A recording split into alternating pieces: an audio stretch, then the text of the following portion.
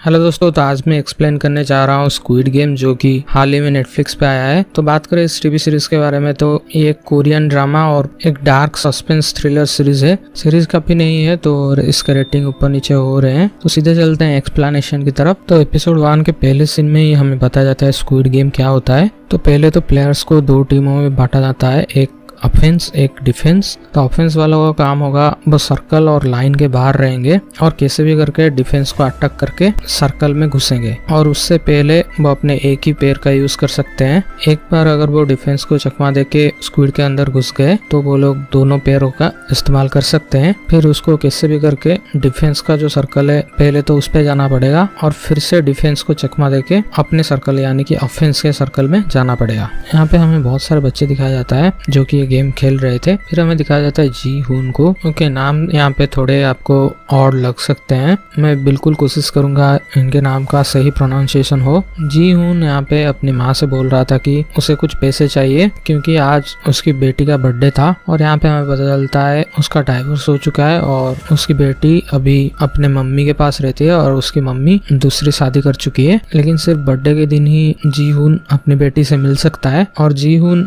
वो काफी पैसे की कमी है, यानी कि वो बहुत लोगों से और बैंक से लोन ले चुका है और ये लोग फाइनेंशियली बहुत वीक है। और फिलहाल जी हुन ड्राइवर की नौकरी करता है। यहाँ पे उसकी माँ उसे कुछ पैसे देती है और उसमें से आधे पैसे वो अपने दोस्त के साथ जाता है और घोड़ों की रेस में वो पैसा लगाता है घोड़े पे। पहला गेम तो वो हार जाता है लेकिन सेकंड गेम वो जीत जाता है। इसके लिए उसे बहुत सारे पैसे मिलते हैं। अभी वो अपनी बेटी को फोन करके बोलता है कि मैं आ रहा हूँ, लेकिन वो जिससे पैसा लिया था यानी कि पहले लोन लिया था उसके लोग यहाँ पे उसके पीछे दौड़ते हैं। तो जी हुन यहाँ पे भागता है और एक जगह पे उसका एक लड़की के साथ टक्कर हो जाता है। फिर जी हुन यहाँ पे भागता है और आखिरकार जो लोग लोन दिए थे वो उसे पकड़ लेते हैं और यहाँ पे जी हुन को बहुत मारते हैं और उसे धमकी देते जल्द से जल्द हमारा पैसा लौटा दे। और यहाँ पे वो एक जबरदस्ती डील पे भी साइन कर लेते हैं, अगर 30 दिन के अंदर उन लोगों का पैसा नहीं मिला तो वो लोग जबरदस्ती उसकी किडनी वगैरह सब निकाल लेंगे। यहाँ पे जी हुन उसको बोलने लगता है कि मेरे पास आधे पैसे है, अभी मैं दे सकता हूँ, लेकिन जब वो अपने पॉकेट में देखता है तब वो पैसे नहीं थे, यानी कि जब टक्कर हुआ था वो लड़की बड़े चालाकी से पैसे ले ली थी।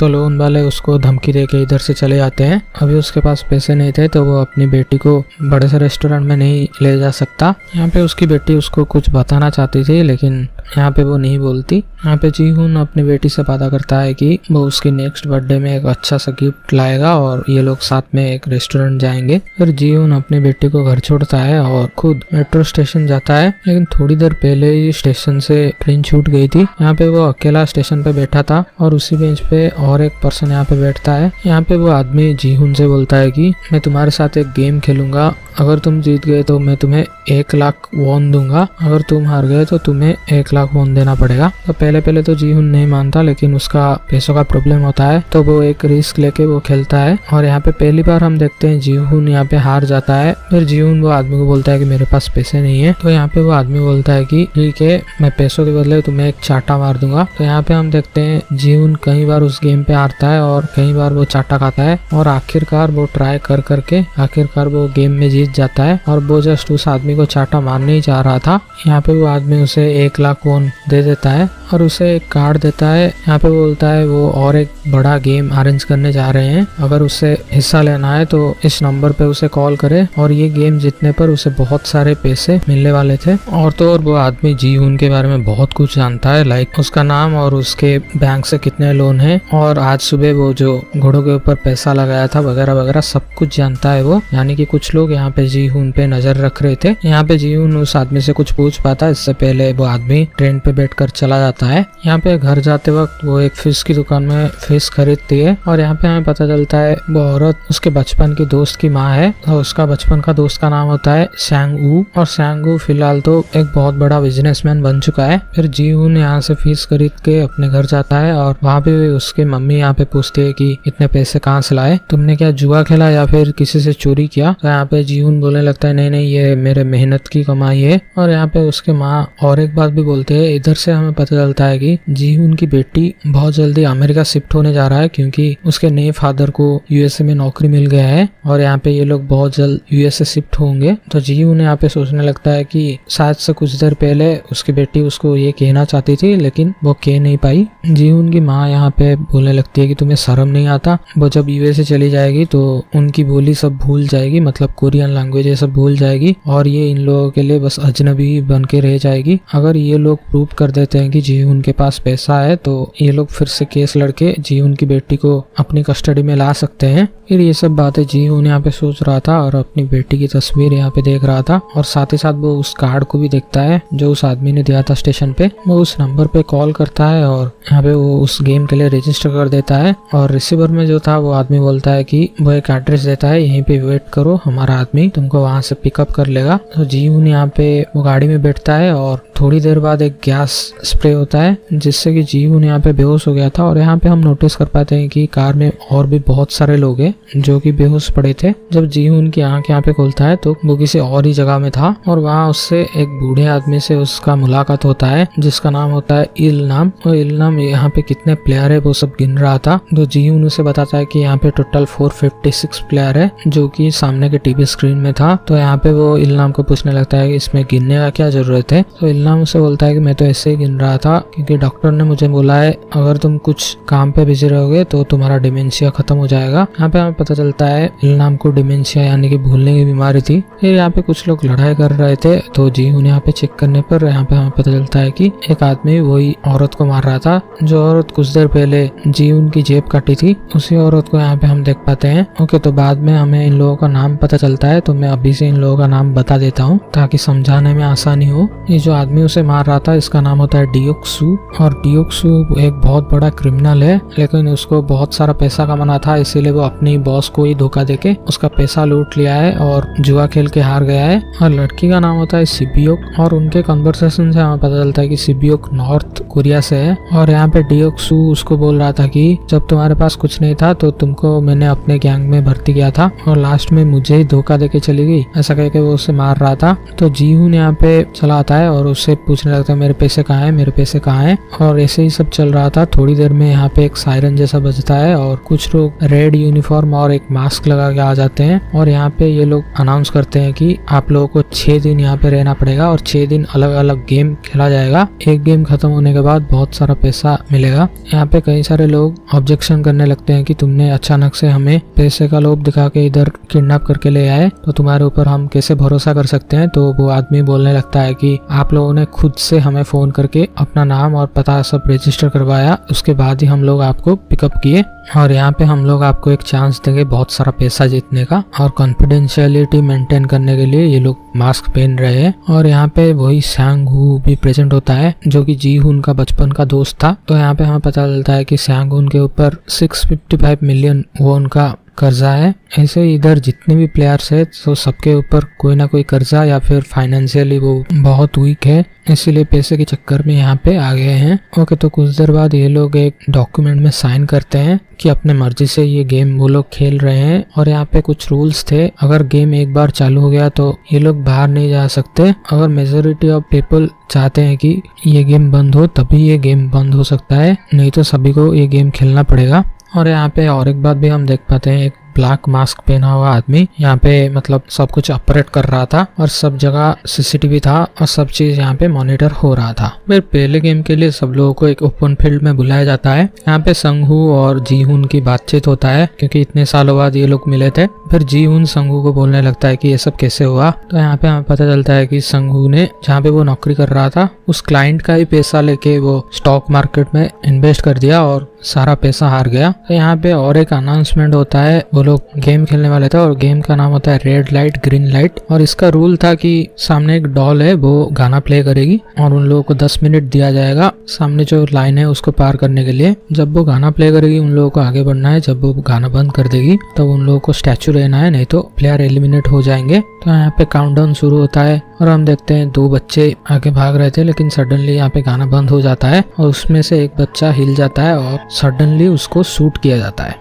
फिर ये सब देख के लोग भागने लगते हैं और वो जो डॉल था यहाँ पे हमें पता चला वो एक रोबोट है और वो मोशन सेंस कर पा रही थी। तो यहाँ पे जो लोग भागने लगते हैं हड़बड़ी में उन लोगों को भी शूट किया जाता है और इसी तरह बहुत सारे लोग मारे जाते हैं। सब लोग शॉक में थे, लेकिन फिर से यहाँ पे गाना बजने लगता है और हम देखते हैं वही जो बूढ़ा आदमी था वही आदमी सिर्फ आगे जा रहा था और उसको देख देख के सब लोग धीरे धीरे आगे बढ़ने लगते हैं। तो टाइमर ऐसे खत्म होने जा रहा था, 1 मिनट ही बचा था। सैंगू यहाँ पे वो लाइन के बाहर पहुंच जाता है। फिर गाना पॉज होता है और इस टाइम जी हुन जस्ट गिरने ही जा रहा था, मतलब उसका मोशन अभी कैप्चर होने ही जा रहा था। तो अभी उसको गोली लग जाता, लेकिन यहाँ पे एक बंदा उसके शर्ट को पकड़ लेता है और उसे बचा देता है, मतलब गिरने से बचा देता है। गिरने से क्या, उसकी जान ही बचा देता है। तो टाइमर खत्म होते होते ये लोग भी लाइन के उस पर पहुंच जाते हैं और टाइमर यहाँ पे खत्म हो जाता है। तो बाकी के जितने भी प्लेयर्स उस तरफ थे उन लोगों को भी मार दिया जाता है। ओके, तो यहाँ पे पहला एपिसोड खत्म होता है। चलते हैं सेकेंड एपिसोड की तरफ। तो सेकेंड एपिसोड की शुरुआत में हम देखते हैं जितने भी लोग यहाँ पे मरे थे उन लोगों की डेड बॉडीज को क्रीमेट किया जा रहा था।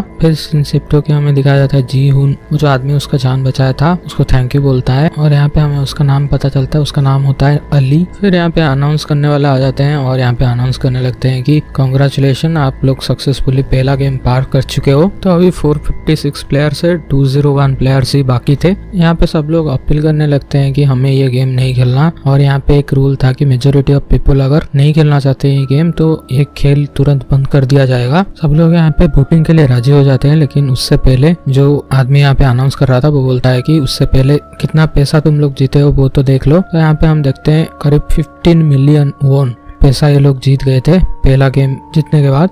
तो यहाँ पे अनाउंसर अनाउंस करता है कि अगर यहाँ पे ये गेम आप लोग छोड़ के जाते हो तो जितने लोग अभी मरे हैं उन लोगों को ये पैसा दे दिया जाएगा, मतलब उन लोगों के फैमिली को ये पैसा दे दिया जाएगा, आप लोगों को कुछ भी पैसा नहीं मिलेगा। सो ये पैसे देखकर बहुत से लोग यहाँ पे लालच में पड़ जाते हैं। तो अभी वोटिंग होता है और हम देखते हैं जी हुन ये मैच कंटिन्यू नहीं करेगा, वोट करता है और ऐसे ही वोटिंग चलता जाता है। और हम देखते हैं सैंग हू वो वोट करता है कि वो आगे कंटिन्यू करना चाहता है और ऐसे ही वोट आता है 100 पे टाई हो गया था और लास्ट आदमी एक बचा था, वही बूढ़ा आदमी। तो वो बूढ़ा आदमी यहाँ पे वोट करता है ये गेम कंटिन्यू नहीं होगा, तो ये गेम यहाँ पे रद्द किया जाता है और सब लोगों को जहाँ से ये लोग उठाए थे उधर ही ये लोग फेंक देते हैं। यहाँ पे हम देखते हैं अली और सैंगू ये दोनों एक ही जगह मिलते हैं और सैंगू से अली एक फोन करने के लिए, कॉल करने के लिए उसका फोन मांगता है और उसका घर थोड़ा दूर था इसलिए सैंगू यहाँ पे उसको पैसे भी थोड़े पैसे देता है अपने घर बस से जाने के लिए। फिर सीन शिफ्ट हो के हम देखते हैं जी हुन पुलिस स्टेशन गया था ये सब कंप्लेन करने के लिए, लेकिन पुलिस वाले यहाँ पे उसकी बातों पे बिलीव नहीं करते। फिर जी हुन उसको वही कार्ड दिखाता है जो कार्ड वो आदमी ने दिया था। यहाँ पे जो नंबर था पुलिस उस नंबर पे डायल करते हैं लेकिन नॉट रीचेबल आ रहा था। ऊपर से जी हुन एक मतलब पियक्कड़ जैसा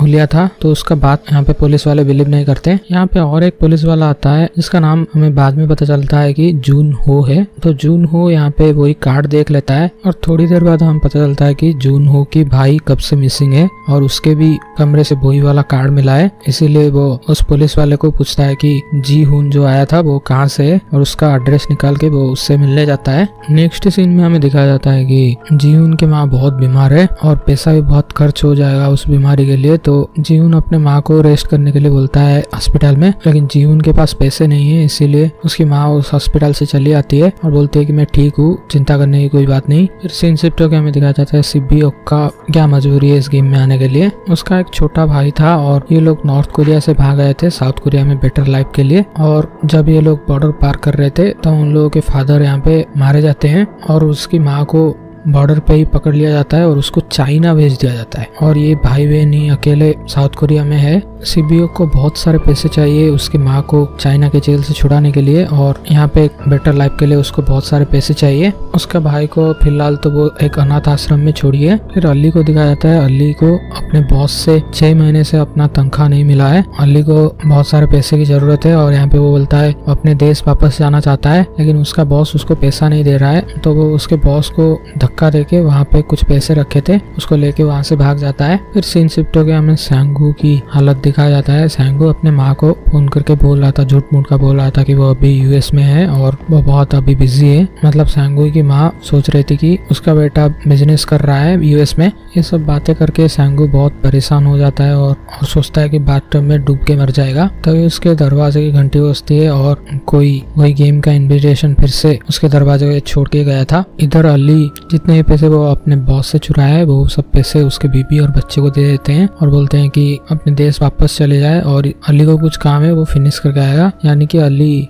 वही गेम में वापस जाने का सोच रहा था। फिर जीन जाता है अपने दोस्त के साथ, मतलब जिसके साथ वो घोड़े की रेस में पैसा लगा रहा था, उसी दोस्त के पास जाता है पैसे मांगने के लिए, लेकिन उसका दोस्त उसको एक भी पैसा नहीं देता और जीवन को वहां से खाली हाथ आना पड़ता है। फिर जीवन अपने घर की ओर जा रहा था, वहाँ पे वो ली नाम से मिलता है, वही बूढ़ा आदमी। ली नाम यहाँ पे बोलने लगता है कि उसके पास रहने के लिए घर ही नहीं है, इसीलिए वो दोस्त के यहाँ रह रहा है 2 दिन से और वो फिर से सोच रहा है वही गेम पे वापस जाएगा। और जीवन को भी कहीं ना कहीं सोचना पड़ता है वो इस गेम में वापस जाएगा, क्योंकि अपने माँ की तबीयत के लिए उसको पैसे चाहिए अस्पताल के खर्चे के लिए। अब वो घर वापस जा ही रहा था, तभी जून हो वहाँ पे आ जाता है पुलिस वाला। तो जून हो उसको पूछने लगता है कि क्या तुम इस कार्ड के बारे में जानते हो, जो कार्ड तुमने दिन में वो पुलिस स्टेशन में दिखाया था। तो जीहून उसको झूठ मूठ का बोलने लगता है कि नहीं मैं नहीं जानता, मैं उस टाइम नशे में था, वो कुछ भी नहीं बताता यहाँ पे, क्योंकि वो खुद वो गेम में वापस जाना चाहता है। जीहून फोन करके फिर से अपना नाम रजिस्टर करता है और फिर से उसको ले जा रहे थे, लेकिन उस गाड़ी का पीछा जून हो भी कर रहा था।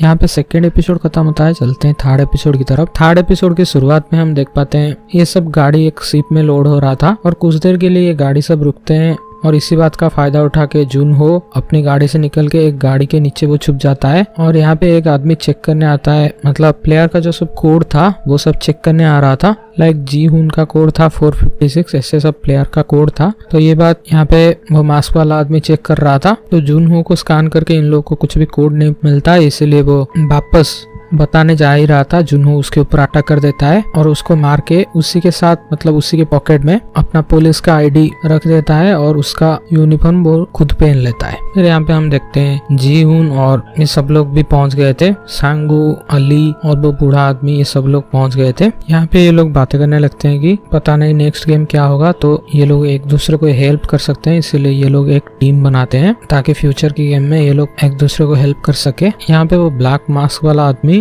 अनाउंसर को बोलता है कि जो लोग वापस नहीं आए, करीब 20 से 30 लोग वापस नहीं आए थे, तो उनके ऊपर नजर रखो। यहाँ पे जुनहो जिसका यूनिफॉर्म चुराया था उसका एक चाबी होता है उसके यूनिफॉर्म में, तो चेक करने पर उस आदमी को 29 रूम मिला था, तो वो चुपचाप अपने रूम में चला जाता है। फिर सी बायोक और एक लड़की उसके साथ ये लोग बाथरूम के जाते हैं और बाथरूम में सी बायोक वेंट के जरिए देखना चाहती है कि इधर असल में चल क्या रहा है। और यहाँ पे वो एक बात नोटिस कर पाते हैं कि जो रेड यूनिफॉर्म में लोग थे वो चीनी पिघला के कुछ तो कर रहे हैं, तो तब तक गार्ड्स आ गए थे, इसलिए सी बायोक रिटर्न आ जाती है। तो उसके साथ जो दूसरा लड़की बाथरूम गई थी उसका नाम था मीनियो सी बायोक से बार बार पूछ रही थी कि वहाँ पे क्या देखा, वहाँ पे क्या देखा। ये बात सांगू सुन लेता है। फिर नेक्स्ट डे हम देखते हैं सबको खाना दिया जा रहा था और यहाँ पे एक आदमी अपने खाने से कुछ तो ढूंढ रहा है और उसको खाने से ही एक चिट मिलता है और चिट में लिखा था हनी कम। वो चिट देखकर वो बहुत खुश हो गया था। मतलब यहाँ पे हम समझ पाते हैं कि अंदर का कोई इस आदमी के साथ मिला हुआ है, मतलब इसको हेल्प कर रहा है। थोड़ी देर बाद यहाँ पे अनाउंसमेंट होता है कि नेक्स्ट गेम शुरू होने वाला है, जल्द से जल्द आप लोग प्रिपेयर हो जाइए। फिर नेक्स्ट गेम की ओर जाते वक्त सांगू सिबियोक को बोलने लगता है कि मुझे पता है तुमने कल कुछ तो देखा, प्लीज मुझे बता दो। तो सिबियोक उसे बोल देता है कि वो लोग चीनी मेल्ट कर रहे थे, इससे ज्यादा वो कुछ नहीं जानती। यहाँ पे गेम का नाम तो नहीं बताया जाता, लेकिन यहाँ पे अनाउंसमेंट होता है कि जल्द से जल्द आप लोग एक मार्क को चुन लीजिए और रो वाइज खड़े हो जाइए। तो सांगो यहाँ पे अंदाजा लगा देता है कि गेम क्या हो सकता है, क्योंकि इन लोगों ने बचपन में खेला था। वो चीनी को पिघला के एक शेप जैसा तुम्हें दे देंगे, मतलब राउंड या फिर ट्राइंगल या फिर अम्ब्रेला जैसा कुछ भी दे देंगे और उन्हें उस पर्टिकुलर चीज को बाहर निकालना है। यहाँ पे सांगो को इस गेम के बारे में थोड़ा बहुत आइडिया हो जाता है, लेकिन वो बाकी लोगों को नहीं बताता, क्योंकि अगर वो बाकी लोगों को बता देगा तो ये लोग इजी सिंबल ले सकते हैं। लाइक ट्राइंगल को खोद के निकालना थोड़ा आसान है एज कम्पेयर टू अम्ब्रेला और स्टार।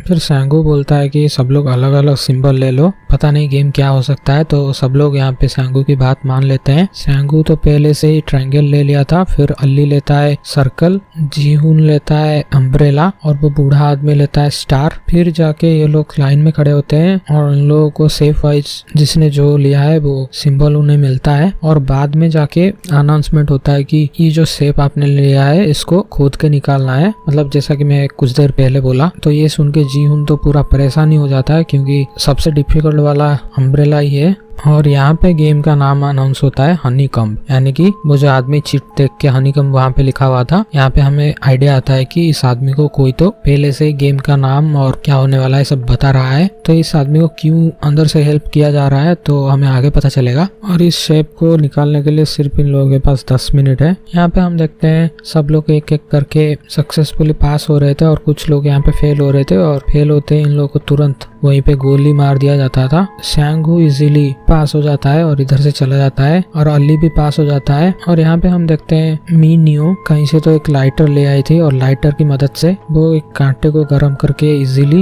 वो जो शेप लिया था स्टार का शेप उसको निकाल लेती है, और यहाँ पे भी वो पास हो जाती है। और जाते जाते वो लाइटर डियोक्सू को दे देती है, डियोक्सू जो कि वो क्रिमिनल था उसको दे देती है। ऐसे ही ये लोग ट्रिक करके एक एक करके पास हो जा रहे थे। अब कुछ ही मिनट बचा था। इल नाम और गीहुन जैसे तैसे करके लास्ट मिनट में अम्ब्रेला और स्टार वाला शेप निकालते हैं। फिर ये गेम खत्म होने के बाद वो एक रेड यूनिफॉर्म वाला आदमी उस आदमी को ले जाता है जिसके पास जो चीट था, उस आदमी को कहीं पे ले जाता है। यहाँ पे 3rd एपिसोड खत्म होता है। चलते हैं 4th एपिसोड की तरफ। और सीसीटीवी जो भी लोग मॉनिटर कर रहा था उसका भी एक आदमी इन लोगों के साथ मिला हुआ था, वो भी ये सब फुटेज गायब कर देता है। फिर सिंसिप्टो के हम देखते हैं सब लोगों को खाना दिया जा रहा था और खाना शॉर्टेज पड़ता है तो दोनों ग्रुप में फाइटिंग हो जाता है और डियोक्सू और एक आदमी को मार देता है। यहाँ पे रेड यूनिफॉर्म वाले सब कुछ देख रहे थे लेकिन कुछ भी नहीं बोलते, और वो बंदा मरते ही प्राइज मनी और भी बढ़ जाता है और भी मनी उस गोल बक्से में ऐड हो जाता है। तो ये देखकर ये लोग समझ गए थे कि जितने कम आदमी बचेंगे प्राइज मनी और भी ज्यादा बढ़ जाएगा। फिर सिंसिप्टो के हमें वही आदमी दिखाया जाता है, चश्मे वाला आदमी, और यहाँ पे हमें पता चलता है कि वो आदमी एक डॉक्टर है जो कि इन लोगों का हेल्प कर रहा है। जो भी डेड बॉडीज है उनमें से कुछ डेड बॉडी सिलेक्ट करके, मतलब रैंडमली एक डेड बॉडी चुन के उसको एक बेसमेंट में ले आते थे और उसका ऑर्गन सब ले जाते थे बेचने के लिए। इसमें पूरा का पूरा गैंग नहीं बल्कि 4-5 ही लोग शामिल थे। एक तो वहाँ से वो सीसीटीवी मिटा देता है, इधर 3 या 4 लोग ये सब ऑर्गन ट्रैफिक कर रहे थे, और इसके बदले वो डॉक्टर को पहले से इन्फॉर्मेशन दे देते हैं कि कौन सा गेम आगे खेला जाने वाला है। और यहाँ पे वो दोनों मास्क वाला आदमी रेड यूनिफॉर्म वाला आदमी बोलने लगते हैं कि आज रात बच के रहना क्योंकि आज रात मारामारी हो सकता है, क्योंकि इन्हीं लोगों ने जानबूझ के खाना कम दिया था जैसे कि मारामारी हो, और इनके सामने ही वो प्राइज मनी और भी बढ़ जाता है। तो ऑब्वियसली यहाँ पे सब लोग एक दूसरे को मार डालेंगे जैसे कि प्राइज मनी और भी बढ़ जाए। जो भी लोग बचेंगे उनके लिए प्राइज मनी और भी बढ़ जाएगा। तो यहाँ पे ये लोग बोलते हैं कि किसी स्ट्रॉन्ग ग्रुप के साथ आज रात के लिए रहो। यहाँ पे सबसे बलशाली वो क्रिमिनल वाला ग्रुप था, तो डॉक्टर वहीं पे जाता है और डियोक्सू के कान में बोलता है कि मुझे पता है आगे क्या गेम खेलने वाले हैं। तो ये लोग उसे चुपके से टीम में ले लेते हैं। फिर रात को वही होता है, सबके बीच मारामारी खून खराबा। जी हूं और अली सैंगू ये सब जैसे तैसे करके बचते हैं, लेकिन हमें वो बूढ़ा आदमी थोड़ी देर के लिए दिखाया नहीं जाता। और थोड़ी देर बाद हम देखते हैं इल नाम यानी कि वो बूढ़ा आदमी ऊपर बैठा था और वो सबसे अपील करता है कि प्लीज आप लोग शांत हो जाइए, ऐसे ही आप एक दूसरे को अगर मार डालोगे तो अच्छा नहीं होगा, ऐसे सबसे अपील करने लगता है। तो इसकी अपील देख के वो ब्लैक मास्क वाला आदमी बोलता है कि तुरंत इन सब को रोको। फिर यहाँ पे हमें पता चलता है इस मारपीट से 27 लोग मारे गए थे और प्राइज मनी और भी बढ़ गया था। नेक्स्ट सीन में हम देखते हैं डियोक्सू और मीनियो यहाँ पे इंटीमेट होते हैं, और मीनियो डियोक्सू से पूछते हैं कि तुम मुझसे कुछ छुपा तो नहीं रहे हो, अगर तुमने कभी भी धोखा देने का ट्राई किया तो मैं तुम्हें मार दूंगी। इधर हम देखते हैं जुनोवो पुलिस वाला जो कि अभी 29 वाले रूम में रहता है। 28 वाला उसको पूछता है कि कल क्यों नहीं आए थे, यानी कि यहाँ पे हमें पता चलता है वही 28 वाला उस ऑर्गन ट्रैफिकिंग में शामिल है और 29 वाला भी उसमें ही शामिल था, पर जुनू को इस बारे में पता नहीं था। तो वो यहाँ पे बोलता है कि आज रात को आ जाएगा। ऐसा ये लोग कोड लैंग्वेज में बात करते हैं। फिर यहाँ पे डॉक्टर पहले से ही डियोक्सू को बोल दिया था कि नेक्स्ट गेम टॉग ऑफ वार होने वाला है, इसके लिए उन लोगों को स्ट्रॉन्ग से स्ट्रॉन्ग लोग चाहिए। इसीलिए डियोक्सू पहले से ही बहुत सारे लोगों को इकट्ठा कर देता है और मीनियो को अपने टीम से निकाल देता है। और यहाँ पे अनाउंसमेंट होता है कि सब लोगों को 10-10 करके एक टीम बनानी होगी और थोड़ी देर में गेम शुरू होने वाला है। यहाँ पे जीहुन और सैंगू, अली ये सब एक लोगों को लाते हैं। साइबियोक और एक लड़की को लाते हैं जिसका नाम होता है जी योंग। जी योंग वहाँ पे अकेली बैठी थी तो वो उसको अप्रोच करती है क्या हमारे टीम में चलोगी। जी योंग कुछ ना कह के उनके टीम में चली आती है और लास्ट में मीनियो भी जबरदस्ती उनके टीम में घुस जाती है। सांगू को कहीं ना कहीं लग रहा था कि उनकी टीम बहुत कमजोर है, क्योंकि उनके टीम में एक तो एक बूढ़ा आदमी, ऊपर से इतने दुबले पतले लोग। फिर यहाँ पे हमें पता चलता है गेम अनाउंस होता है। गेम का नाम था टॉग ऑफ वार, यानी कि इधर से एक टीम रस्सी खींचेगी, उधर से एक टीम रस्सी खींचेगी, वही वाला गेम। तो पहला नंबर आता है डियोक्सू वाला टीम और अपोनेंट में कोई तो टीम था और अपोनेंट टीम यहाँ पे हार जाती है और ऊपर से गिर के वो लोग मर जाते हैं। नेक्स्ट बारी होती है सांगू जी हुन की टीम का और उनके अपोनेंट में बहुत स्ट्रांग टीम थी, क्योंकि उसमें 10 के 10 आदमी थे। यहाँ पे इल नाम यानी कि वो बूढ़ा आदमी इन लोगों को एक ट्रिक बताता है। वो बोलता है कि टॉग ऑफ वार सिर्फ स्ट्रेंथ का गेम नहीं है, इसमें दिमाग भी लगाना पड़ता है। सबसे पहले तो जो कि आगे रहेगा और वो ठीक तरह से कमांड दे सके कब क्या करना है, और लास्ट में भी इक्वली स्ट्रांग टीम मेंबर चाहिए जो कि रस्सी अगर इन लोगों से छूट रहा है तो वो स्ट्रांगली खींच सके। तो सांगू यहाँ पे बोलता है मैं आगे रहूंगा और सबसे पीछे अली रहेगा, जो कि अली इस ग्रुप से सबसे स्ट्रांग था। और पहले ही ये लोग रस्सी खींच लेंगे और कमर ऐसे टेढ़ी कर लेंगे, जैसे कि दूसरा जो टीम है वो खींच रहा है। उनको लगेगा कि ये लोग हिल क्यों नहीं रहे। तो जब अपोनेंट टीम का कोई भी सदस्य का पैर लड़खड़ाने लगे तब इन लोगों को तुरंत से रस्सी खींच लेना है। तो ये इन लोगों का प्लान था। सबसे पहले यही प्लान वो लोग ट्राई करते हैं, लेकिन ओपोनेंट टीम में 10 के 10 बहुत स्ट्रांग आदमी थे, तो ये इन लोगों को खींच रहे थे। तो मिडिल में ही एपिसोड खत्म हो जाता है। तो एपिसोड 5 की शुरुआत में हमें दिखाया जाता है आखिरकार इलनम वो बूढ़ा आदमी जो भी प्लान बनाया था वो सही निकलता है। आखिरकार ये लोग अपने प्लान में कामयाब होते हैं और ओपोनेंट टीम का 2-3 प्लेयर का पैर फिसल जाता है। तो इसी बात का फायदा उठा के ये लोग उसी टाइम पे रस्सी खींच लेते हैं और यहाँ पे ओपोनेंट टीम के सारे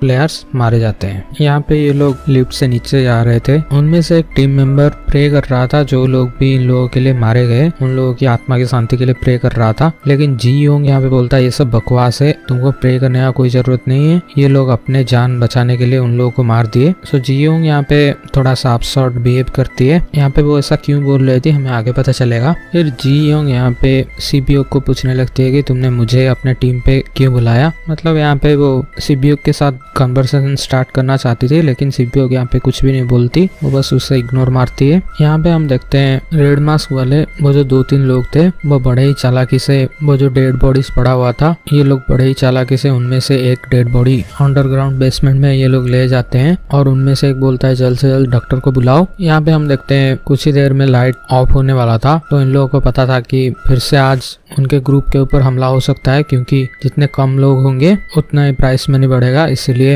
ये लोग अपने डिफेंस के लिए सामान इकट्ठा कर रहे थे। यहाँ पे जी हुन के पास डियोक्सू आता है और उसे धमकाने लगता, आज रात में तुझे छोड़ूंगा नहीं। तो जवाब में जी हुन बोलता है कि तू जिसके ऊपर भरोसा करता है, यानी कि तेरे जो टीममेट्स है, क्या वो तेरे भरोसे के लायक है? क्योंकि डियोक्सू ही इस ग्रुप में सबसे ज्यादा स्ट्रॉन्ग है, तो इसको बहुत सारे लोग मारना चाहते हैं। सो जी हुन यहाँ पे ट्रिक करके बोलता है कि क्या तुझे अपने ही टीम के ऊपर भरोसा है, कहीं वो ही तुझे ना मार दे। तो डियोक्सू भी थोड़ा यहाँ पे चिंता में पड़ जाता है और अपने टीम मेंबर से बोलता है कि आज कोई लफड़ा नहीं। फिर हम देखते हैं जी हुन की टीम से बारी बारी 2 लोग रात में पहरा दे रहे थे ताकि इन लोगों के ऊपर हमला ना हो। सिंसिप्टो के हम देखते हैं डॉक्टर को जो कि वहाँ पे ऑपरेशन कर रहा था और वही ऑर्गन यहाँ पे शरीर से बाहर कर रहा था। फिर यहाँ पे 28 और 29 दोनों ही आते हैं। 29 में हमारा पुलिस वाला जून हो था। यहाँ पे इन लोगों का झगड़ा हो जाता है कि डॉक्टर तुम ठीक से काम नहीं कर रहे हो। डॉक्टर यहाँ पे बोलता है कि इसमें मेरी क्या गलती है, उस पेशेंट के पास एक ही किडनी था, इसमें मेरी क्या गलती है। तो ये बात यहाँ पे जून हो सुन लेता है। यहाँ पे ये लोग जल्द से जल्द ऑपरेशन खत्म करके जितने भी ऑर्गन्स है ये लोग 28 और 29 लोगों को देते हैं और 28 और 29 वाले दोनों एक टनल के सहारे नीचे उतरते हैं। यहाँ पे जूनहो 28 वाले को पकड़ता है और उसे पूछने लगता है कि वो आदमी कौन था जिसके पास एक ही किडनी थी। यहाँ पे 28 रिवील करता है कि वो पेशेंट एक औरत थी, ना कि आदमी। यहाँ पे जूनहो से हमें पता चलता है कि उसके भाई ने एक किडनी खुद जूनहो को दे दिया था, इसलिए जूनहो जब वही एक किडनी वाला बात सुना तो उसे लगा कि उसका भाई यहाँ पे आया था। वो गुस्से में 28 वाले को मार देता है। इस तरफ हम देखते हैं डॉक्टर और वहाँ पे जो 2 लोग थे उन लोगों को भी झगड़ा हो जाता है। लाइक डॉक्टर यहाँ पे पूछता है कि नेक्स्ट गेम क्या है, जल्द से जल्द मुझे बोलो, और इन लोगों को कुछ भी पता नहीं था। ये लोग बोलते हैं हम थोड़ी देर में तुमको बताते हैं। डॉक्टर यहाँ पे पूरा पागल सा हो गया था, एक को गन पॉइंट पे ले जाता है और बोलता है कि जल्द से जल्द मुझे बताओ। यहाँ पे इन लोगों का हाथापाई होने लगता है। डॉक्टर यहाँ पे एक को मार के चला आता है, उसके पीछे पीछे और एक बंदा भागता है। ये सब वो सीसीटीवी वाला देख रहा था। जल्दी ये बात वो ब्लैक मास्क वाले को पता चल जाता है। फिर हम देखते हैं वो ब्लैक मास्क वाला पहले तो वो डॉक्टर को मारता है, फिर वो रेड यूनिफॉर्म वाले एक आदमी के पास आता है और यहाँ पे बोलता है कि तुमने इस जगह का सबसे बड़ा नियम तोड़ा है, क्योंकि यहाँ पे सब प्लेयर्स इक्वल है, लेकिन तुम चीटिंग करके एक को पहले से ही सब कुछ बता रहे थे। तो गुस्से में वो ब्लैक मास्क वाला आदमी इसको मार देता है। इस तरफ जुनहो को वो 28 नंबर वाले से पता चल चुका था कि प्लेयर के सारे लिस्ट ब्लैक मास्क वाला आदमी के रूम में है। तो यहाँ पे वो अंडरग्राउंड टनल से निकल के कैसे भी करके वही ब्लैक मास्क वाला आदमी के रूम पे घुसता है। तो ब्लैक मास्क वाला आदमी का नाम होता है फ्रंट मैन, तो मैं आगे से उसे फ्रंट मैन ही बुलाऊंगा। यहाँ पे गोली की आवाज सुन के, यानी कि जुनहो ने जब वो 28 को मारा, ये गोली की आवाज फ्रंट मैन ने ऑलरेडी सुन लिया था। तो यहाँ पे एक सायरन बजता है और सब लोगों को यहाँ पे अलर्ट किया जाता है। इधर हम देखते हैं जुनहो को काफी सारे फाइल्स मिलते हैं और जुनहो यहाँ पे काफी सारे फाइल्स सर्च कर रहा था। इनमें से उसे एक फाइल मिलता है 2015 वाली फाइल, यानी कि हम यहाँ पे आइडिया लगा सकते हैं कि साल बाय साल एक एक बैच आता है और 2015 में यहाँ पे एक आदमी ने वो गेम जीता था। वो होता है जॉन हू का भाई, जिसको जॉन हू करीब 7 सालों से खोज रहा है। तो ये फाइल देके जॉन हू यहाँ पे सरप्राइज्ड था और यहाँ पे 5th एपिसोड खत्म होता है। चलते हैं 6th एपिसोड की तरफ। तो 6th एपिसोड की शुरुआत में हम देखते हैं कि वो जो 2-3 रेड यूनिफॉर्म वाले आदमी थे और वो डॉक्टर, इन लोगों को हैंग किया जाता है। सबके सामने इन लोगों को हैंग किया जाता है और अनाउंसर यहाँ पे अनाउंस कर रहा था कि यहाँ पे सब लोग इक्वल है, सब प्लेयर्स इक्वल है। यहाँ पे ये लोग चीटिंग कर रहे थे, इसीलिए इन लोगों को सजा मिला। यहाँ पे डियोक्सू की टीम हैरान परेशान, क्योंकि डियोक्सू को पहले से इंफॉर्मेशन मिल जाता था डॉक्टर से आगे क्या गेम होने वाला है। तो डियोक्सू यहाँ पे काफी परेशानी में था। फिर इन लोगों को और एक रूम में लिया जाता है और यहाँ पे अनाउंसमेंट होता है कि आप लोग एक एक पार्टनर ढूंढ लीजिए और वो लोग एक टीम होंगे। यहाँ पे हम देखते हैं सैंगू पहले से ही एज ए पार्टनर अली को चुन लेता है और सैंगू यहाँ पे उसको कोई भी पार्टनर नहीं मिलता, तो लास्ट में वो इलनाम, वो बूढ़ा आदमी को ही अपना पार्टनर लेता है। सिंस अभी 39 प्लेयर्स ही थे और एक प्लेयर बच जाती है जो कि मीनियो, उसको कोई भी पार्टनर नहीं लेता। तो यहाँ पे हम देखते हैं वो रेड यूनिफॉर्म वाले मीनियो को कहीं पे घसीट के ले जाते हैं। फिर यहाँ पे सीन शिफ्ट होकर हमें दिखाया जाता है सब प्लेयर्स को 10 कंचे दिए गए थे और यहाँ पे अनाउंसमेंट होता है कि आपको अपने पार्टनर से कैसे भी करके 10 के 10 कंचे लेना है, लेकिन ये आप फोर्सफुली नहीं कर सकते, आपको उनके साथ गेम खेल के ही लेना पड़ेगा। अब आप कोई भी गेम खेल सकते हैं। तो इस चीज को सुन के यहाँ पे क्लियर था कि ये लोग जो भी एक एक पार्टनर बनाए हैं, इनमें से एक तो श्योरली मारा जाएगा। तो ये अनाउंसमेंट सुन के सब लोग यहाँ पे हैरान और परेशान थे, स्पेशली जी हुन, क्योंकि उसका इल्लम यानी कि वो बूढ़ा आदमी के साथ थोड़ा अच्छा कनेक्शन बन गया था। यहाँ पे इल्लम को उसकी डिमेंशिया वाली बीमारी फिर से उसके ऊपर हावी हो गया था, यानी कि इल्लम सब कुछ सुनता है, ये अनाउंसमेंट सुनता है लेकिन कुछ समझ नहीं पाता। इस तरफ हम देखते हैं सैंगू और अली, ये लोग एक गेम खेलते हैं जिसमें कि मुट्ठी में कंचे होंगे और ओपोनेंट को गेस करना पड़ेगा कि उसकी मुट्ठी में ऑड नंबर है कि इवन नंबर है। तो अगर ओपोनेंट वाली टीम सही गेस कर लेती है तो जितने भी कंचे उसके हाथ में है उसे ओपोनेंट टीम को देना पड़ेगा। यहाँ पे खेल चलता है और हम देखते हैं अली यहाँ पे जीत रहा था और सैंगू पूरा फ्रस्ट्रेट होकर अली के ऊपर चिल्लाता है कि तुम कैसे जीत रहे हो और तुम जरूर से चीटिंग कर रहे हो। यानी कि सैंगू जो हार रहा है वो अली के ऊपर अपना फ्रस्ट्रेशन निकाल रहा था। अभी सैंगू के पास सिर्फ एक ही कंचा था, तो अगर वो हार जाता तो वहीं पे उसको मार दिया जाता। यहाँ पे वो अली को मैनिपुलेट कर देता है और उसे बोलता है कि देखो हम दोनों ही इधर से बच सकते हैं, तुम्हें क्या करना है कि हर जगह घूमना है और देखना है कि कोई और टीम ऐसा कुछ सिचुएशन आ रहा है क्या। लाइक वो बोलता है कि हर टीम में ऐसा ही सिचुएशन आएगा जब कोई हार रहा होगा और कोई जीत रहा होगा, लेकिन जो टाइमर दिया गया था 10 मिनट का, उसके अंदर अगर दोनों ही लोग यहाँ पे फिनिश नहीं कर पाए, यानी कि एक टीम दूसरी टीम का सारा कंचा नहीं ले पाया, उनके बीच ड्रॉ हो जाएगा और इन लोगों को 2 लोगों को ही छोड़ना पड़ेगा, दोनों लोगों को छोड़ना पड़ेगा और बाद में सैंगू और अली इन दोनों का कंचा मिला दिया जाएगा और अपोनेंट का जो टीम था, मतलब अपोनेंट में भी 2 लोग होंगे, उन लोगों का कंचा मिला दिया जाएगा और साथ में ये लोग खेल सकते हैं। तब ये लोग एज ए टीम खेल सकते हैं, मतलब 2 वर्सेस 2। अगर आपको समझ नहीं आया 2 वर्सेस 2 होगा, अभी 1 वर्सेस 1 चल रहा है, तब 2 वर्सेस 2 होगा। ऐसा के सैंगू बड़े ही चालाकी से अली को मैनिपुलेट कर देता है और हम देखते हैं अली यहाँ पे किसका खत्म हो रहा है किसका चल रहा है ये सब देखने गया था। और थोड़ी देर बाद जब वो चेक करके आता है, हम देखते हैं सैंगू बड़े ही चालाकी से अली का जितना भी मार्बल्स था, कंचे थे, उसको अपने पोटली में ले लिया था और उसको वही रेड यूनिफॉर्म वालों को दे देता है और बोलता है कि देखो मैंने विदाउट फोर्सफुली अपने पार्टनर से सारे कंचे ले लिए, मतलब जैसा कि नियम में था आप फोर्सफुली अपने पार्टनर से कंचे नहीं ले सकते, सो वैसा ही इसने किया है। तो ये सीन बहुत ही ज्यादा डार्क और डिप्रेसिंग था। यहाँ पे अली को गोली मार दिया जाता है। फिर हम देखते हैं जी हुन भी इल्लम से हार रहा था वही सेम गेम ये खेल रहे थे, ऑड इवन वाला। जी हुन इलनम यानी कि वो बूढ़े आदमी से हार रहा था। अभी जी हुन के पास एक ही गोटी बची थी। यहाँ पे वो अपने आप को बचाने के लिए इलनम की बीमारी का फायदा उठाता है, यानी कि इलनम को जो डिमेंशिया था उसका फायदा उठाता है। लाइक वो पहले रिजल्ट देख लेता है, उसके हाथ में ऑड या इवन है। अगर रिजल्ट गलत हो गया, ऑड हो गया, तो वो इलनम से ऐसा बोल देता है कि मैंने तो इवन बोला था, तो ऐसा वो बोल देता है। ऐसे करते करते इलनम का सारा कंचे जीहुन के पास आ गया था, लेकिन जीहुन को अंदर ही अंदर बहुत गिल्टी महसूस होता है। अभी इलनम के पास एक ही गुटी बची थी और वो बोलता है तुम सारे के सारे दांव एक साथ लगाओ। तो जीहुन यहाँ पे बोलता है मैं क्यों लगाऊं, मेरे पास तो 19 के 19 कंचे है। फिर इलनम उससे बोलता है कि अच्छा, जो कंचे तुमने मेरे से धोखा करके यानी कि मेरे डिमेंशिया का फायदा उठा के मेरे से लिए। तो यहाँ पे हमें पता चलता है इलनम को इस चीज के बारे में पता था कि जीहुन उसको धोखा दे रहा है और बड़ी चालाकी से उससे कंचे ले रहा है। बट इलनम यहाँ पे वो जो आखिरी कंचा था उसको ऐसे ही जीहुन को दे देता है और वो खुद सैक्रिफाइस के लिए रेडी था। यहाँ पे वो बोलता है कि मैं कितने दिन ही जीऊंगा, और ये बहुत ही ज्यादा इमोशनल सीन था इस एपिसोड का। फिर हमें क्यांग सी बियोक और जी योंग ये दोनों का कन्वर्सेशन दिखा जाता है। जी योंग यहाँ पे सिबियोक को पूछने लगती है कि अपने बारे में कुछ बताओ। तो सिबियोक यहाँ पे बताने लगती है अपनी स्टोरी, वही नॉर्थ कोरिया और उसकी मम्मी कैसे चाइना में फंस गई है और उसका भाई, छोटा भाई एक अनाथ आश्रम में है। फिर जी योंग अपने बारे में बताने लगती है, उसका परिवार में अभी कोई नहीं है, और वो बोलने लगती है कि उसका फादर बहुत अब्यूसिव फादर थे, हमेशा उससे और उसके माँ को मारते रहते थे, और मारने के बाद वो गॉड को प्रे करते थे। मतलब ये उस जगह का हिंट है, यानी कि जब ये लोग टॉग ऑफ वार खेल के आए और यहाँ पे एक आदमी गॉड को प्रे कर रहा था, उस जगह का ये हिंट है। इसीलिए जी योंग को मतलब गुनाह करने के बाद गॉड को प्रे करना ये सब पसंद नहीं था। यहाँ पे जी योंग एक दिन कॉलेज से घर आई थी और वो देखती है कि उसके फादर ने आखिरकार मारते मारते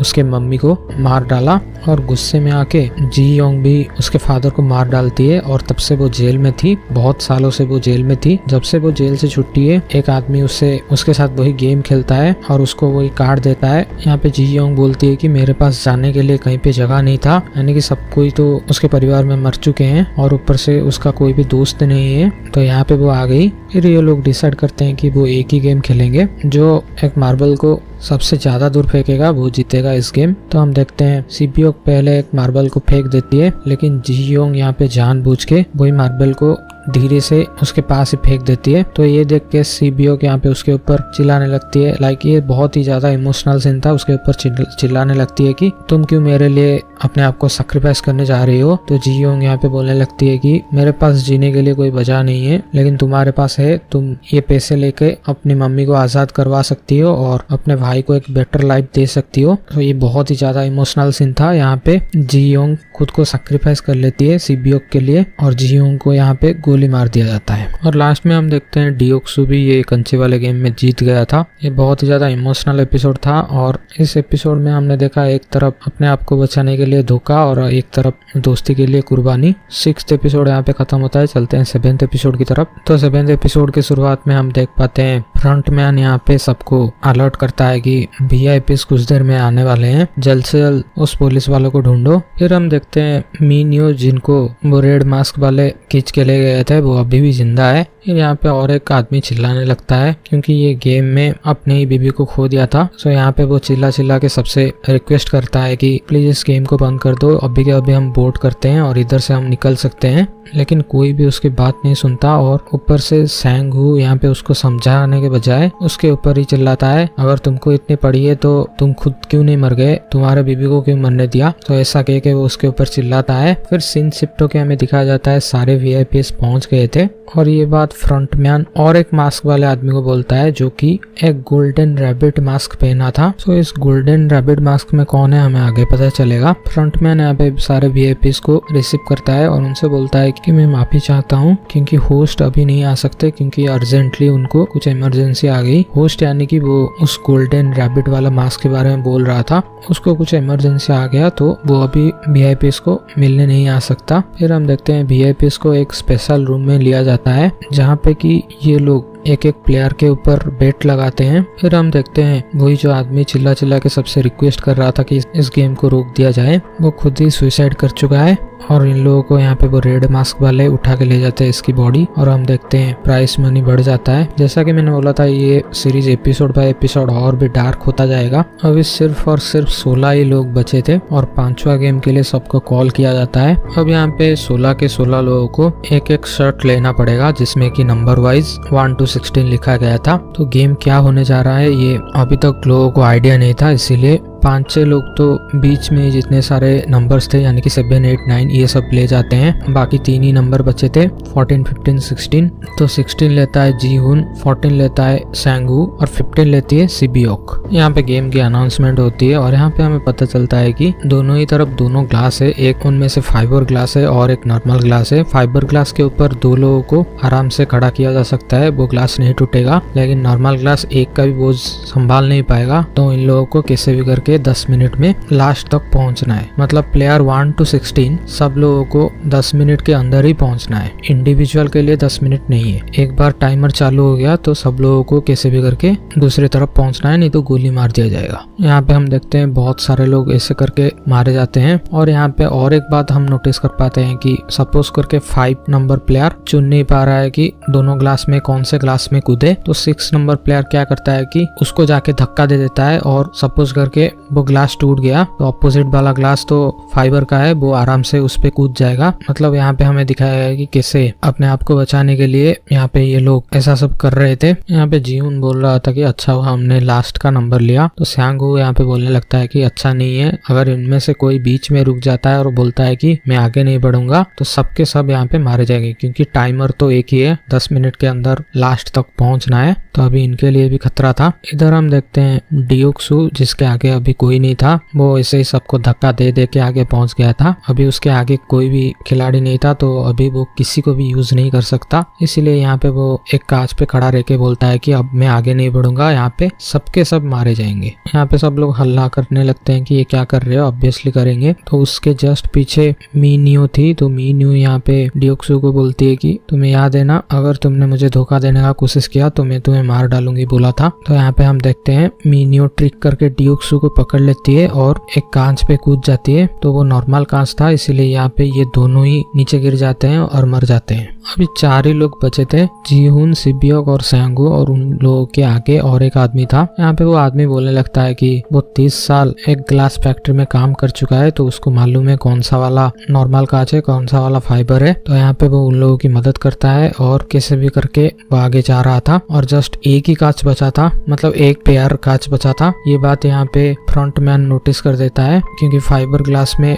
लाइट के रिफ्लेक्शन नहीं आएंगे, यहाँ पे वो लाइट बंद कर देता है। अभी ये आदमी जो आराम से आगे जा रहा था अभी हेल्पलेस हो चुका है। तो सैंगू वही डियोक्सू का तरीका अपना के उस आदमी को धक्का दे देता है और यहाँ पे वो आदमी गलत ग्लास पे गिरता है तो वो नीचे गिर के मर जाता है। और जस्ट 10 सेकंड ही बचे थे तो ये लोग यहाँ पे कूद कूद के चले आते हैं। जीहुन ये देख के बहुत परेशान था, क्योंकि सैंगू ने जस्ट अभी एक को कोल्ड ब्लडेड मार दिया। यहाँ पे इन लोगों का झगड़ा चल ही रहा था। हम देखते हैं बहुत सारे ग्लास ऑटोमेटिक ब्लास्ट होते हैं और इस ब्लास्ट से सिबियोक को बहुत ज्यादा चोट पहुंच गई थी। इधर हम देखते हैं वीआईपी को सर्व करने वाला और कोई नहीं बल्कि मास्क में जूनहो होता है, और यहाँ पे एक वीआईपी जूनहो को अकेले कमरे में बुलाता है, जो आप सोच रहे हो वही चीज के लिए। जूनहो यहाँ पे उसके ऊपर बंदूक रख के ये गेम कैसे क्या वर्क कर रहा है ये सब के बारे में रिकॉर्डिंग कर लेता है और वीआईपी को बेहोश करके चला जाता है। अभी वीआईपी उसके रूम से बहुत देर तक नहीं आया था, इसीलिए फ्रंटमैन एक आदमी को भेजता है चेक करने के लिए। तो यहाँ पे ये सब बातें फ्रंटमैन को जल्द से जल्द पता चल गया था, तो जूनहो को पकड़ने के लिए वो लोगों को भेजता है, क्योंकि जूनहो उस वीआईपी का फोन ले गया था और भी एविडेंस के लिए। तो फ्रंटमैन यहाँ पे उस वीआईपी का नंबर ट्रैक कर लेता है और यहाँ पे ये लोग एक बोट में उसके पीछे पीछे निकल जाते हैं। यहाँ पे 7th एपिसोड खत्म होता है, चलते हैं 8th एपिसोड की तरफ। यहाँ पे हम देखते हैं जूनहो वहाँ से भाग के पानी में स्विमिंग करके एक पास ही में एक आइलैंड में आ गया था जहाँ पे की मोबाइल नेटवर्क आ रहा था। तो वो तुरंत अपने चीफ ऑफिसर को फोन करता है और ये सब बताता है, लेकिन मोबाइल का नेटवर्क स्ट्रॉन्ग नहीं था, इसीलिए चीफ को यहाँ पे कोई भी बात सुना नहीं दे रहा था। तो जूनहो अभी तक जितने भी वीडियोस फोटोज सब क्लिक किए थे, जितने भी एविडेंस कलेक्ट किए थे, वो सब व्हाट्सएप के जरिए वो फॉरवर्ड कर देता है, लेकिन वो मैसेजेस सेंड नहीं हो रहे थे क्योंकि वहाँ पे स्ट्रॉन्ग नेटवर्क नहीं था। अब तक वो ब्लैक मास्क वाला आदमी यानी कि फ्रंट फ्रंटमैन भी वहाँ पे चला आया था। यहाँ पे वो रेड यूनिफॉर्म वालों को बोलता है कि गोली मत मारो और वो सिर्फ अकेला आगे जाता है। यहाँ पे वो काइंड ऑफ जूनो को समझा रहा था ऐसा मत करो, ये सब एविडेंस मुझे दे दो, लेकिन जूनो यहाँ पे उसके छाती में एक गोली मार देता है, लेकिन फ्रंटमैन को कुछ भी नहीं होता, शायद से वो बुलेट प्रूफ जैकेट पहना होगा। यहाँ पे वो अपना मास्क उतारता है और यहाँ पे हमें पता चलता है वो और कोई नहीं बल्कि खुद जूनो का भाई है, जो कि इतने सालों से ये गेम ऑपरेट कर रहा है। और यहाँ पे वो अपने भाई को ही एक गोली मार देता है। यहाँ पे हम देखते हैं जूनो ऊपर से नीचे गिर जाता है। वो मरता है कि नहीं मरता यहाँ पे कंफर्मेशन दिखाया नहीं गया था, लेकिन वो इतने ऊपर से गिरा था तो मेरे ख्याल से मर गया होगा। फिर हम देखते हैं सीबीओ के यहाँ पे वो ग्लास के टूटने की वजह से उसकी हालत बहुत खराब थी और जी हुन और सैंगहू ये दोनों के बीच अभी झगड़ा शुरू हो जाता है। जी हुन यहाँ पे सैंगहू को बोल रहा था कि क्या उसकी जगह अगर मैं होता तो मुझे भी तुम धक्का दे देते, तो सैंगहू इसका कुछ भी रिप्लाई नहीं देता। मतलब यहाँ पे हम समझ पा रहे थे कि सैंगहू कितना नीचे वो गिर चुका है, वो प्राइज मनी को हासिल करने के लिए कुछ भी करेगा। यहाँ पे वो ऐसा बोलता है और जी हुन भी ठान लेता है कि कैसे भी करके सैंगहू को जीतने नहीं देंगे। यहाँ पे कुछ देर बाद लाइट ऑफ हो जाता है और हम देखते हैं जी हुन सैंगहू को जस्ट मारने ही जा रहा था, लेकिन सीबीओ के यहाँ पे उसको रोक लेती है और बोलती है कि तुम उससे बेहतर हो, तुम उसकी तरह मत बनो। यहाँ पे जी हुन और सीबीओ थोड़े बॉन्ड करने लगते हैं, लाइक एक दूसरे के बारे में थोड़े बातचीत करने लगते हैं। और सीबीओ के यहाँ पे बोलते हैं कि अगर मैं इधर से जिंदा ना जा सकी तो प्लीज मेरे भाई को संभाल लेना, ये वादा करो। यहाँ पे हम देखते हैं सीबीओ की कंडीशन और भी बहुत खराब हो रही थी, इसीलिए वो कुछ देर के लिए जी हुन यहाँ पे सबको बुलाने के लिए थोड़ी देर के लिए बाहर जाता है। और इधर हम देख पाते हैं कि इसी टाइम के बीच सैंगहू ने सीबीओ को मार दिया था, तो ये बहुत ही शॉकिंग था। यहाँ पे सैंगहू बोलता है कि मतलब वो प्राइज मनी बढ़ गया था इसीलिए वो ऐसा करता है। ये देख के जी हुन और सैंगहू एक दूसरे को अटैक करने जा रहे थे, लेकिन वो रेड यूनिफॉर्म वाले इन लोगों को बेहोश कर देते हैं। यहाँ पे 8th एपिसोड खत्म होता है तो चलते हैं 9th एपिसोड आखिरी एपिसोड की तरफ। तो यहाँ पे हम देखते हैं आखिरी गेम खेला जाने वाला था और आखिरी गेम स्क्विड गेम है। जीहू ने यहाँ पे पूरी तरह से ठान लिया था कि कैसे भी करके सैंगहू को तो ये पैसा नहीं ले जाने देगा। मतलब सैंगहू यहाँ पे अंत तक आते आते बहुत ही ज्यादा सेल्फ सेंटर्ड और काइंड ऑफ विलियन भी बोल सकते हो। फिर यहाँ पे टॉस होता है और टॉस जीहून जीतता है और यहाँ पे वो चूज करता है कि वो ऑफेंस खेलेगा। तो स्क्विड गेम का क्या रूल वगैरह होता है मैं पहले एपिसोड में ही बता दिया था। यहाँ पे हम देखते हैं सैंगहू फिर से चीटिंग करता है और उसके पास एक छोटा सा नाइफ था जो कि वो जीहून के ऊपर चलाने का कोशिश करता है और जीहून जैसे तैसे करके बचता है। और यहाँ पे हम देखते हैं जीहून बहुत ही ज्यादा स्ट्रगल करके ये गेम को जीतने जा रहा था। अगर वो इस गेम को जीत लेता तो यहाँ पे सैंगहू को मार दिया जाता, लेकिन आखिरी मोमेंट में वो बोलता है कि वो इस गेम को नहीं खेलेगा। अगर दो लोग यहाँ पे इस गेम को नहीं खेलेंगे तो इस गेम को यहाँ पे बंद किया जाएगा, यानी कि जीहून को वो पैसे नहीं चाहिए और यहाँ पे वो इस गेम को बंद करना चाहता है। लेकिन हम देखते हैं सैंगहू ये सब देख के उसका थोड़ा हार्ट चेंज होता है और वो अपने आप का गला काट देता है और यहाँ पे वो जीहून से माफी भी मांगता है।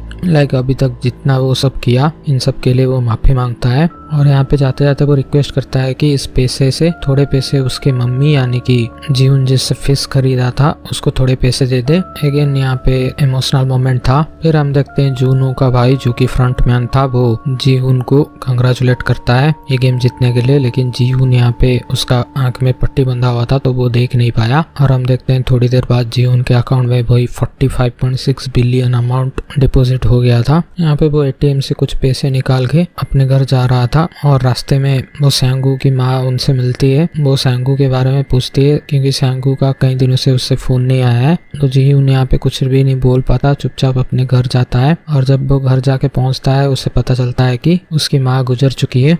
तो जैसा कि मैंने बोला था ये एपिसोड बाय एपिसोड बहुत डार्क होता जाएगा क्योंकि यहाँ पे हम क्लियरली देख पाते हैं कि जीहून जिसके लिए पैसे कमाने के लिए गया था यानी कि अपने माँ की इलाज के लिए पैसे कमाने गया था और वो पैसा जीत के भी आया, लेकिन वो पैसा उसका कोई भी काम का नहीं है। So it is dark and depressing. फिर कहानी 1 साल बाद शिफ्ट होता है। हम देखते हैं जीहून अभी भी वैसे ही जी रहा है और वो 45.5 बिलियन को अभी भी उस पैसे को हाथ नहीं लगाया। यहाँ पे वो फिर से उसको एक चीट मिलता है और उसमें एक एड्रेस मेंशन था, वहाँ पे वो जाता है और यहाँ पे सबसे बड़ा सरप्राइज मिलता है। तो यहाँ पे हमें पता चलता है इस गेम के पीछे और कोई नहीं बल्कि खुद इल्नम है, वही बूढ़ा आदमी तो जी सून यहाँ पे उसको पूछने लगता है कि तुमने ऐसा हमारे साथ क्यों किया।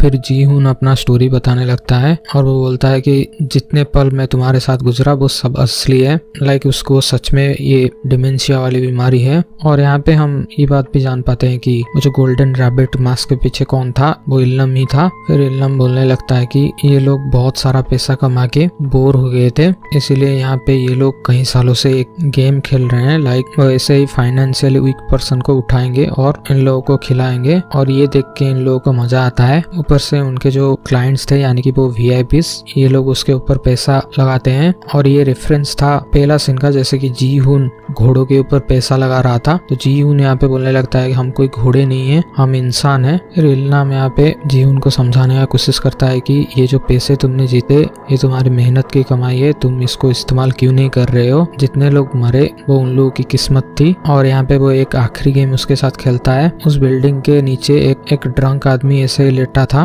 उसका कई घंटों से उसका कोई भी हेल्प नहीं कर रहा था। तो इल्लम जी हुन को बेट लगाता है कि क्या तुम्हें लगता है आजकल ह्यूमैनिटी है? अगर होता तो इस गेम में जो ये लोग खेल रहे थे उस गेम में सारे के सारे प्लेयर्स लोगों का ह्यूमैनिटी कहाँ था। और वो जो ड्रंक आदमी नीचे लेटा है, अगर 15 मिनट के अंदर अंदर कोई उसे हेल्प करता है तो तुम जीते, नहीं तो मैं जीता। फिर 14 मिनट ऐसे ही निकल जाते हैं और इस तरफ हम देखते हैं कि 14 मिनट के अंदर एक आदमी आता है और जी हुन को लगने लगता है कि ये आदमी उसकी हेल्प करेगा, पर ऐसा नहीं होता, बल्कि वो आदमी वो ड्रंक आदमी का पर्स चोरी करके भाग जाता है। तो जस्ट 30 सेकंड से बचे थे। यहाँ पे हम देखते हैं पुलिस का गाड़ी आता है और वो ड्रंक आदमी को उठा के ले जाते हैं। फिर जी हुन यहाँ पे चीयर करके बोलने लगता है कि देखा मैंने जीत गया, अभी भी लोगों के अंदर ह्यूमैनिटी है। लेकिन तब तक इल्लम भी गुजर चुके थे। फिर जी हुन यहाँ से चला जाता है। थोड़ी देर बाद हम देखते हैं फ्रंटमैन यहाँ पे आया था, तो यहाँ पे ये लोग लगातार जी हुन के ऊपर नजर रख रहे थे। कहानी फिर से थोड़े दिन के बाद शिफ्ट होता है और हम देखते हैं जी हुन यहाँ पे थोड़ा चेंज हो गया था और उसी बियक के भाई के पास जाता है उसको अडॉप्ट करने के लिए। और उसका प्लान था ये लोग साथ में USA जाएंगे, क्योंकि USA में उसकी बेटी भी है। और जाते जाते हम देखते हैं बहुत सारे पैसे वो सैंगू के माँ को दे के जाता है। यहाँ पे वो ट्रेन से एयरपोर्ट तक जा रहा था, लेकिन रास्ते में वही इंसान को वो देखता है जो कि पहली बार उसके साथ वो गेम खेला था और वो उसके पास जा पाता इससे पहले ही वो आदमी ट्रेन से निकल लेता है। और वो जो कार्ड वो नए आदमी को इसने दिया था जी हुन उससे छीन लेता है और बोलता है कि मैं तुम्हें ये कार्ड नहीं दूंगा। यानी कि ये रिफ्लेक्ट कर रहा था कि जी हुन किसी को नहीं चाहता ये गेम खेले, क्योंकि जितने भी लोग जाएंगे लास्ट में एक ही बचेगा और बहुत सारे लोग इस गेम में मारे जाएंगे। और ये सब जी हुन रोकना चाहता है, क्योंकि यहाँ पे अमीर लोग इस टाइप का गेम खेलते हैं, फाइनेंशियली वीक पर्सन है उन लोगों को फायदा उठा के ये गेम खेलते हैं। फिर हम देखते हैं वो एयरपोर्ट जाता है और वो प्लेन बोर्ड करने ही जा रहा था, लेकिन वापस आ जाता है और वही कार्ड से वो फोन करता है और फोन यहाँ पे फ्रंटमैन उठाता है। फ्रंटमैन को वो धमकी देता है कि मैं तुम्हारे लिए आ रहा हूँ। फ्रंटमैन भी उसको बोलता है कि चुपचाप प्लेन में बैठ जाओ, नहीं तो मारे जाओगे। इधर ही सीरीज खत्म हो जाता है। तो हो सकता है इसका सीजन 2 आए, क्योंकि बहुत अच्छा क्लिप हैंगर यहाँ पे रखा गया है। तो ये रहा कंप्लीट एक्सप्लेनेशन इस सीरीज का। मुझे लगता है वीडियो बहुत ज्यादा लंबा हो चुका है, तो वीडियो अगर पसंद आया तो प्लीज इस चैनल को सब्सक्राइब कर देना, क्योंकि इसी तरह के वीडियोस आने वाले हैं। और वीडियो को लाइक कर देना। मिलते हैं नेक्स्ट वीडियो में। Thanks for watching.